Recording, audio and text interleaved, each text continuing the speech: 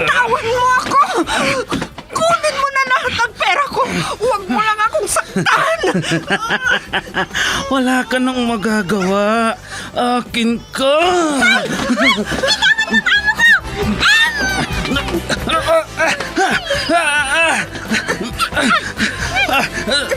Sino kang pumulupot sa likod ko?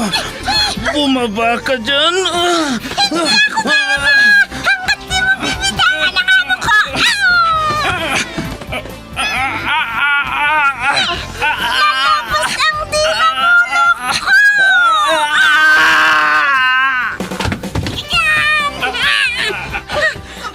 Ayan!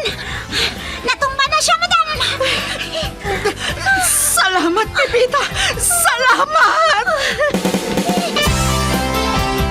Super Pipita, ang balikbayan na OFW, survivor mula Iraq, palaban sa hirap at nakahandang magsakripisyo sa ikabubuti ng karamihan, kabilang sa mga naturingang bagong bayani ng bansa.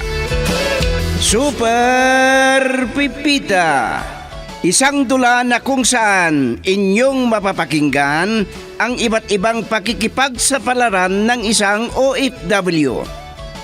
Super Pipita, mula sa Lovelet Artist and Talent Center Drama Productions, handog sa inyo ng #1 and most trusted radio network in the country, Bombo Radio Philippines. Basta Radio Bombo.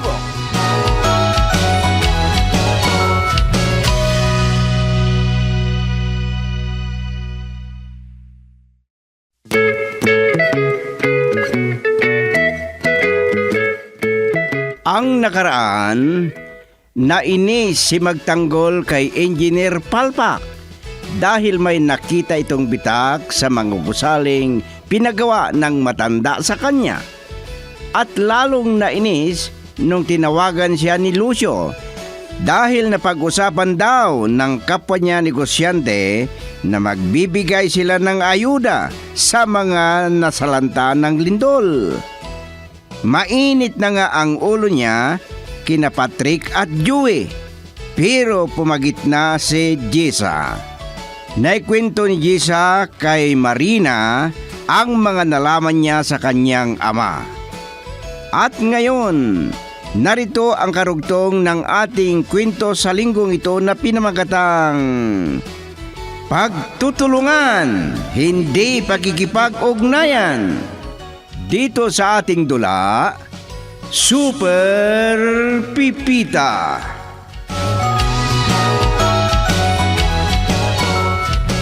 Oh, natuloy pala ang meeting nyo, Mr. Corrales. Anong magagawa ko? Oo naman, yung mga negosyanteng may mga paninda ng mga pagkain, damit, sila dapat ang bahala diyan. Sige. Magbigay ako ng 50,000 pesos. Ano? Kailangan pa ba yan? Kahit si Jisa na lang ang tutulong at magbibigay ng ayuda kamo.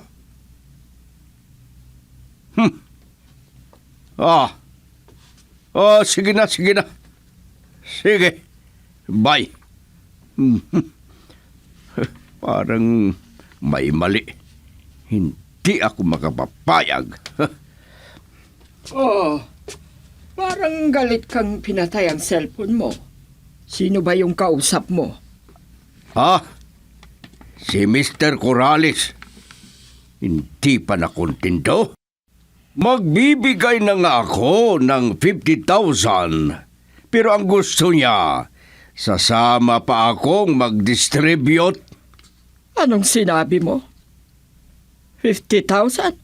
O 500,000 pesos? Ang laki naman ng sinabi mong halaga. Ipapamigay ko ang kalahating milyon. Sino sila? Sinuswerte?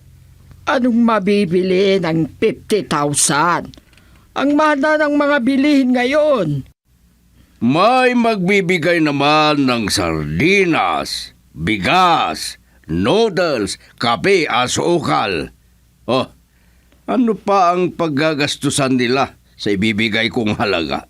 Ay, mabuti at nakiisa ka sa mga katulad mong negosyante.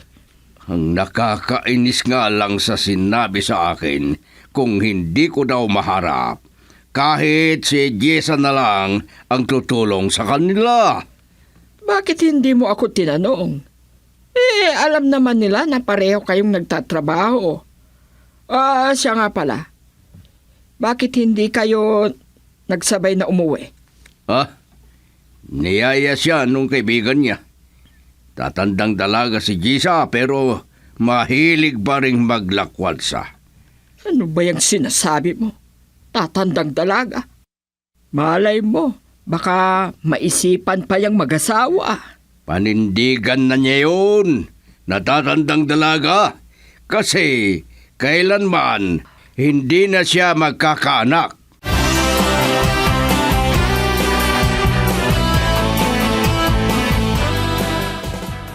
Kung kasama mo naman ako, sana iwasan mo naman yung pakikipag-usap mo sa cellphone.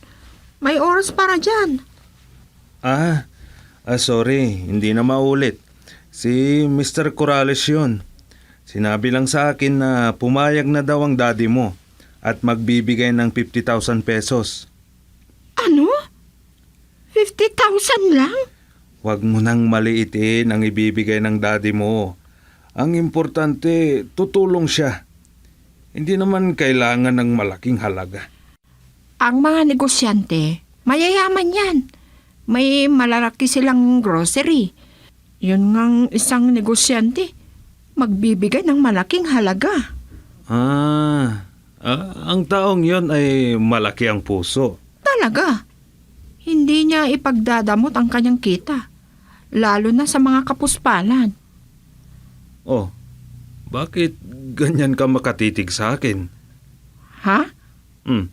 Oh, bakit? Masama ba kung titigan kita? Ang mabuti pa, halika na. Magmerienda na tayo.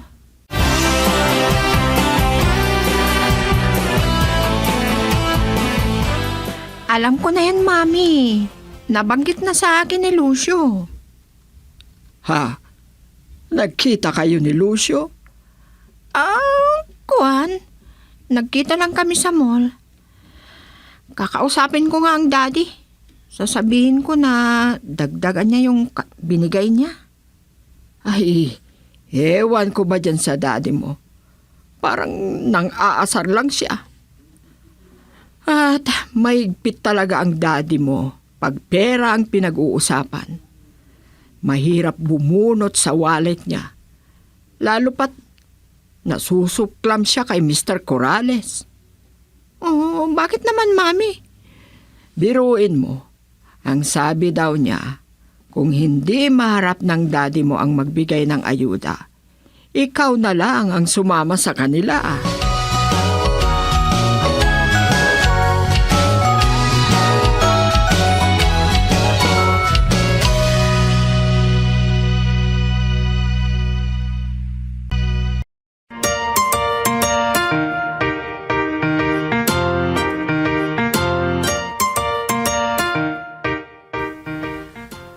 Ano pang gusto nila? Naibigay ko na ang aking tulong. Bakit kailangan pa akong sumama? Gusto lang ng Mr. Corrales na magpa-picture. Daig pa niya ang isang politiko o kandidato. Huwag na kayong sumama, Daddy. Dagdagan nyo na lang yung binigay ninyo. Kahit 200,000 pesos. Ano? Daddy, mas maganda ang tumulong kesa kayong bigyan ng abuloy. Ano? Ang pangit namang pakinggan ang binitawan mong salita. Huwag naman sana. Sige. Gawin ko na lang na 300,000 pesos. Iyan ang gusto ko sa inyo, Daddy. Nakikipagtulungan kayo. Sa pagkakataong yan, sasama akong magbibigay ng ayuda. Sabihin mo kay Pipita, sumama kayong dalawa sa akin at si Pipita ang gagawin kong taga-picture.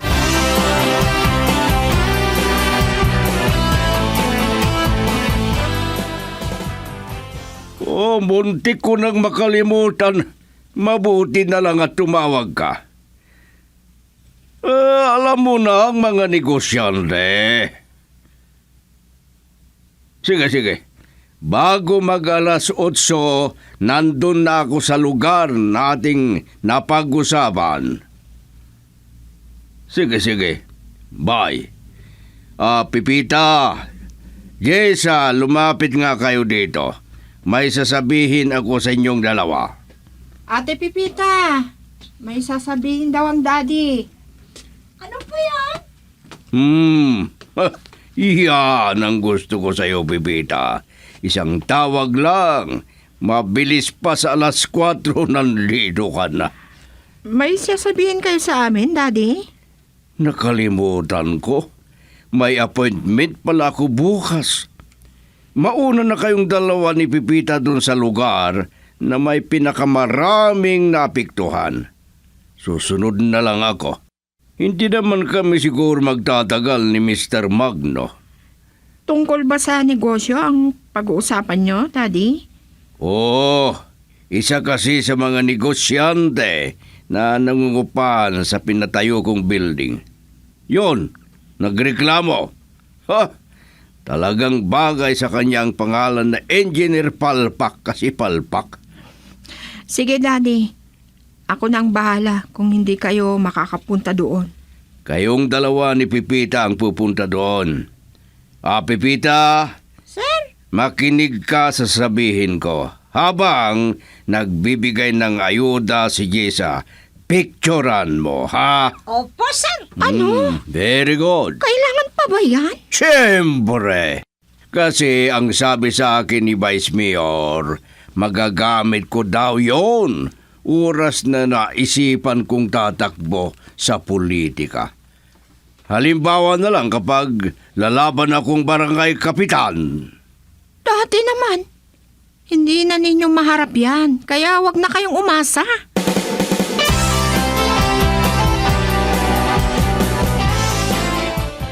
Anong sinabi mo kay Jessa? Isa kang negosyante, pero gusto mong kakandidato bilang kapitan? Magtanggol, ha? Di ba bagay sa aking pangalan na magtanggol? Tapos, si Pipita ang kukuha ng picture. Para lalabas din na bida sa picture. Uy, marinig ka niya.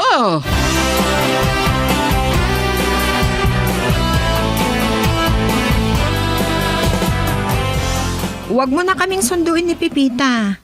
Nandito na kami sa lugar kung saan tayo magkita-kita. Sayang ang pagkakataon. Anong sayang ang pagkakataon na sinasabi mo, Lucio? Hindi na talaga maharap ni Mr. Madriaga na magiging biyanan ko. Pinasama pa sa'yo si Pipita. Huwag kang mang-asar dyan. Hindi tayo magde-date, no? Kaya pinasama si Pipita at maging chaperon, ay siya daw ang kukuha ng picture. Hindi ko na nasabi sa iyo to kasi nakakahiya. Sige na, magkita na tayo doon. Bye! Pipita, bakit ka bumalik? Nakasakay ka na, di ba? Paano, ma'am? Nakalimutan kong dalhin yung cellphone ko. Baka tawagan ako ni sir. Nagagalit na naman yun kapag hindi ako makakontak. Kahit wala na yung cellphone mo, Ate Pipita, heto daw ang gagamitin mo. Magandang camera nito. Sigurista talagang magtanggol na yon. Noon, pakeme-keme. Ayaw niya. Pero ngayon, excited. Sige po, madam. Ako na ang bahalang magdala sa tripod. Ako na rin ang magmamaneho. Kaya ko lahat.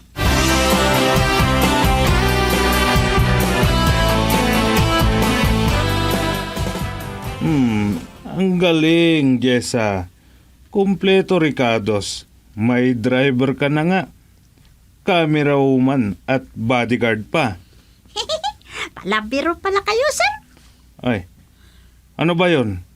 Kinakausap na kita. Hindi mo pa pala ako kilala. Siya nga naman pala, Ate Pipita. Nakalimutan ko ding ipakilala sa'yo. Siya nga pala, si Lucio. Katulad din siya ng daddy, negosyante. Ay, ikinagalak kitang makilala, sir. Ayaw mo din bang ipaalam sa katulong nyo na may ugnayan tayo? Ate Pipita. Baka nakalimutan mo yung camera. Ha? Picturean mo si Lucio. Ito po, hawak ko na, oh. Pipita, wag mo nang ipagtimpla ng kape yung madam mo. Ha? Para hindi siya nervyosin at hindi maging makakalimutin. Ikaw talaga, Lucio. Tara na nga. Ano ba yun? Dahil sa pakikipagkwentuhan ko sa inyo, nakalimutan ko na may pupuntahan pa tayo. O, dyan sa mga bahay-bahay na yan tayo pupunta.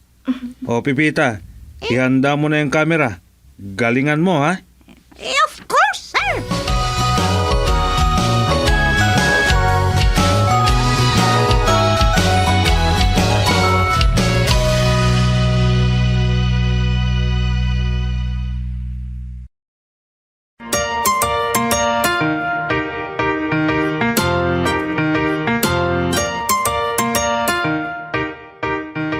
Kanina pa ako tumatawag sa'yo, ang tagal mo namang sagutin ang tawag ko.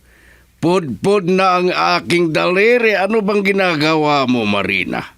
Bakit nagagalit ka agad? May ginagawa ako. Hindi ko kaagad nadampot. At nasan ka ba? Kumusta ang pag-uusap ninyong dalawa ni Mr. Magno? Isa pa yon. Wala siyang palabra di honor. Walang isang salita. Hindi ko na naman matawagan yung dalawa. Lalong-lalo na si Pipita.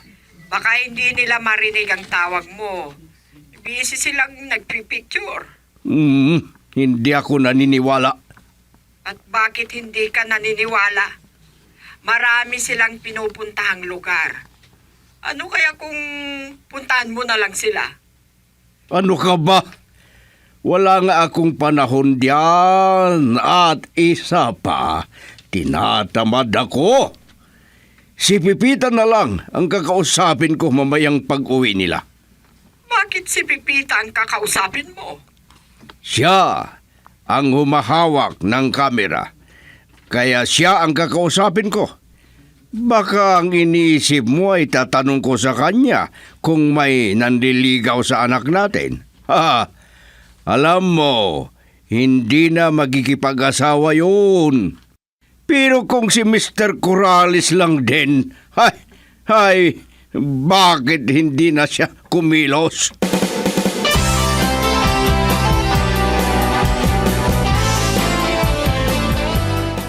Ang papa mo talaga. Hindi siya naniniwala na mag-aasawa ka pa. Pero naghihinala kay Mr. Corrales.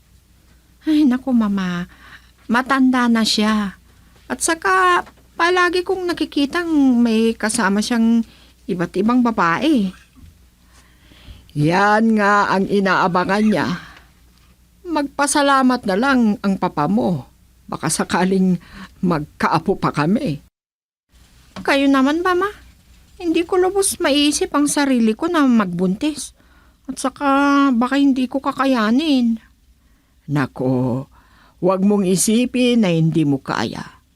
Kapag nanganak ka na, diyan mo mararamdaman na isa kang tunay na babae. May nanliligaw ba sa'yo? Ha?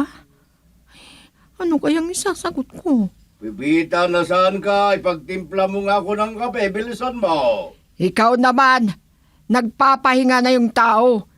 Istorbuhin mo pa. At marami akong itatanong sa kanya. Alam ko, kukulitin ng papa si Ate Pipita. Ngunit, wala akong dapat ipangamba. Pero bakit ganitong nararamdaman ko? Naku, ano kayang gagawin ng papa? Oras na malaman niya na ang boyfriend ko ay matanda na.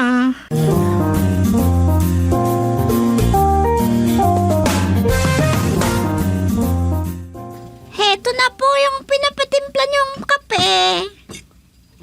Salamat, Pipita. Nasaan pala yung camera na pinahawak ko sa'yo? Na kay Madam Jessa na po, sir. Ako na ang mag-a-upload ng mga picture, Daddy. Hindi ko pa maharap ngayon. Busy pa ako. Kailangan ko na yan bukas, ha? Sige. Ate Pipita, sige na. Pumasok ka na sa kwarto mo para makapagpahinga ka na rin. Sandali lang. May itatanong ako sa'yo. Nag-usap ba silang dalawa ni Mr. Corrales at Jessa, Pipita? Ay, wala namang Mr. Corrales doon. Ang nandoon, si Sir Lucio lang. Siya lang. Naku, patay.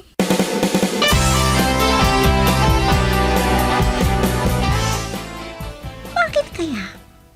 Parang nanginginig si Madam Jessa nung tinatanong ako ni Sir. Totoo naman ah. Masaya silang nag-uusap ni Sir Lucio.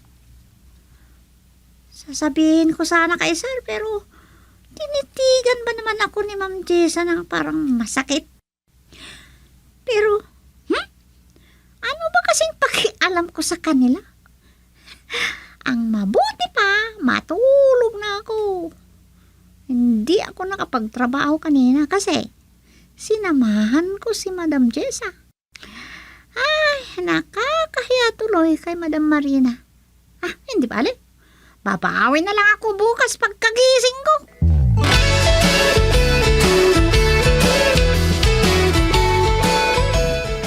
Ano ba yung tinitignan mo?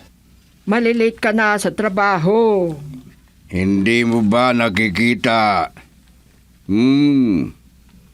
Tingnan mo mga larawan. Magaling pala si Pipita na magpicture. Magandang pagkakuha ng mga larawan na ito. Tignan mo. At sinunod yung sinabi ko sa kanya. Napicturean niya si Jessa habang nagbibigay ng pera sa mga tao. Ano ba ang gagawin mo sa mga yan? Bakit isa-isa mong tinitignan? Nagdadalawang isip nga ako kung ipupos ko sa Facebook. Siyempre, maraming makakakita. Pupuntahan nila ako dito sa bahay at uutangan ng pera. Bakit? Sa'yo ba lahat yung perang pinamigay nila Jessa at Pipita? Huwag kang kontrabida nga. Alam ko ang aking ginagawa. Ay, bahala ka na nga sa buhay mo. Ayaw mong nasisita. Nagtatanong lang ang tao. Mainit ka agad ang ulo mo. Tika. Sandali. Bakit may picture sina Jessa at Pipita dito? Ah, Sino ang kumuha sa kanila ng larawan? Ay, sino?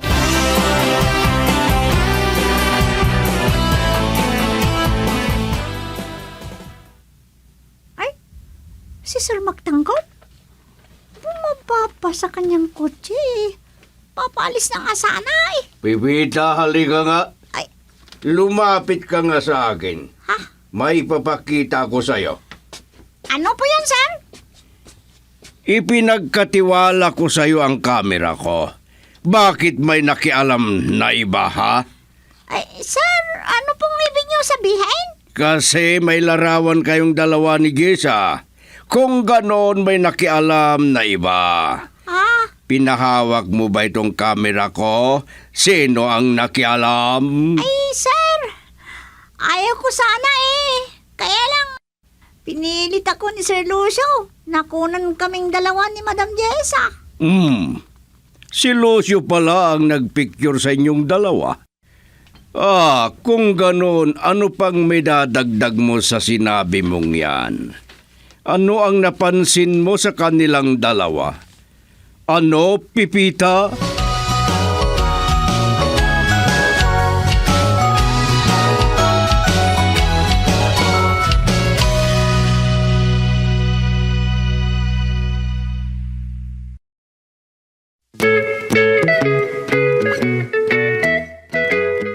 Ano pa ang susunod na mangyayari? Mga giliw naming tagapakinig, pakinggan bukas ang karugtong ng isang linggong kwento natin na pinamagatang Pagtutulungan, Hindi Pakikipag-ugnayan. Mula sa panulat ni Delfin Dumayas at sa direksyon Lite Astudillo Aquino.